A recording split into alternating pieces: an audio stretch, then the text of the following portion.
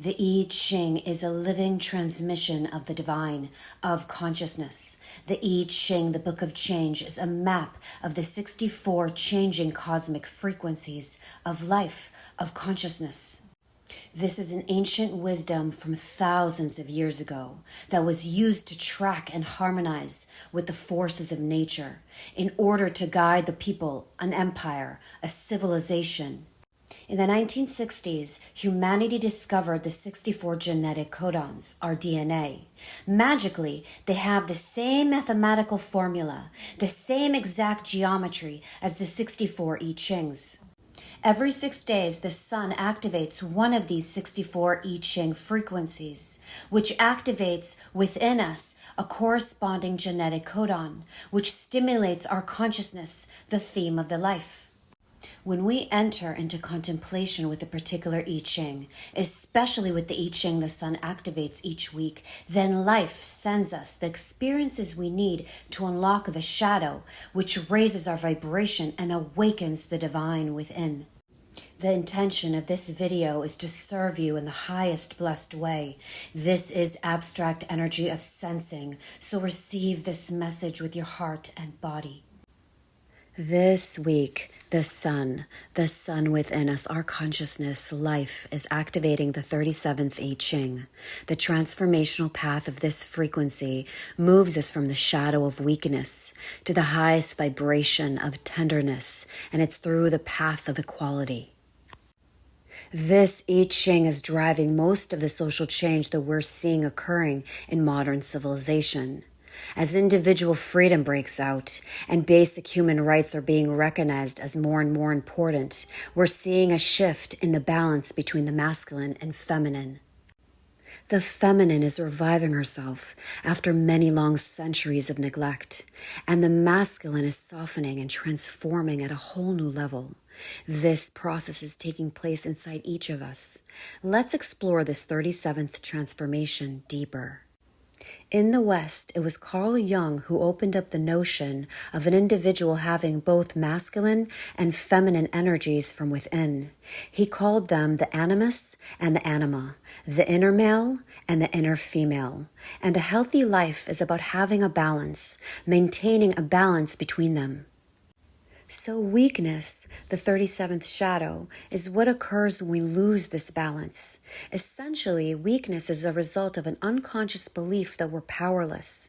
But in fact, we're not all born equal, even though we are equal. So this is a paradox. Some people are born with physical disability or illness that seems to set them apart. Others are born to severe lack or oppressive cultures or poverty. And then there are those of us that are born into a life of privilege, with opportunity, with freedom, with choices. So when we look at the world, it doesn't seem that it's fair. It doesn't seem that we are equal. Yet the wisdom that I share is about our genius, our gifts. Genius is where we're equal at the task given, but only if we don't cave in. And the dilemma of the 37th shadow of weakness is submission. We have to learn that we each have a different route towards discovering the embodiment of our genius. We each have an equal opportunity in consciousness. That's the point. Wherever you are and whomever you are, you always have this opportunity to overcome the shadow inside that believes that you're weak.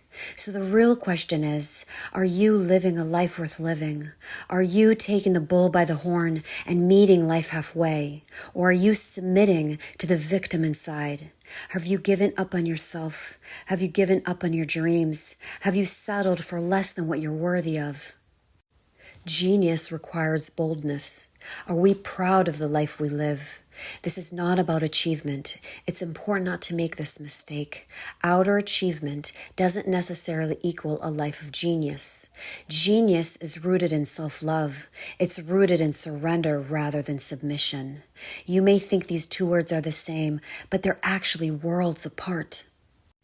Think of yourself in life. Where would you say you're weak? Where are your weaknesses? Because we're only really weak through our own perception. What we see as weakness is really an opportunity for growth, for maturity, for prosperity. So the very area you see as weakness can actually be the place you are the strongest, where you can thrive the most.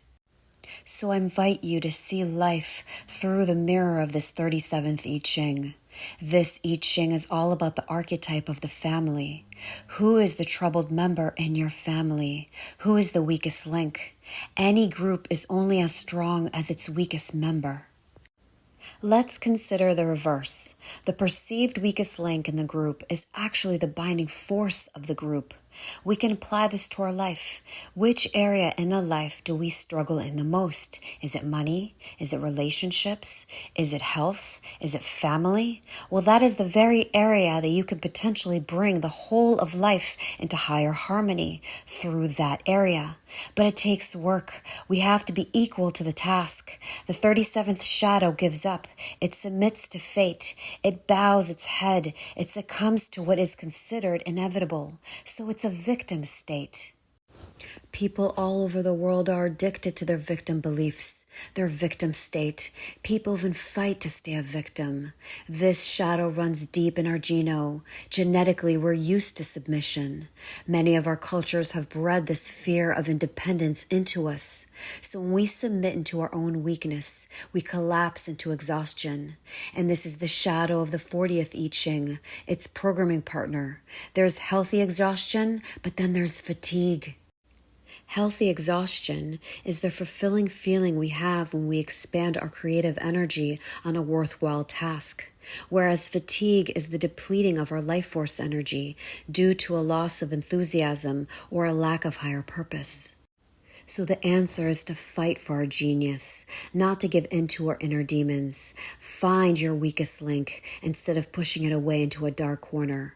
Our weakest link is what we need to face. It's what we need to accept, but not assume it's a dead-end street. Assume the opposite. Assume that the weakest link hides the greatest power and gives awareness to unlock the power potential. That is the true way to deep integrated self-love. The 37th gift, the way to alchemize the shadow and raise the vibration, equality. So what happens when we unlock this hidden power? This is the domain of the gift. The gift frequency always brings balance and equality. We witness our inner masculine and inner feminine coming into balance. They begin a courtship, a romance.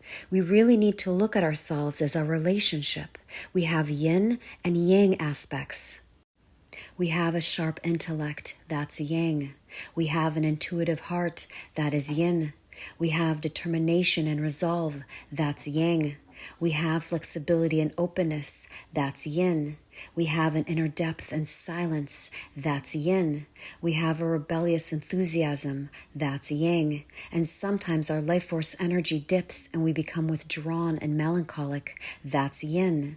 And sometimes we're happy and crazy for no real reason, that's yang. You see, we are all energetic field of contradicting forces, male and female. Just as with outer relationships, we need this balance, this equality. If one polarity is oppressive and the other one is submissive, we're out of balance and we become weak. If one polarity is wounded and repressive, then the other one will carry all the weight. Then again we become weak. Weakness is about imbalance. The polarities need to be brought into balance. The gift of equality is the genius for facilitating balance on all levels.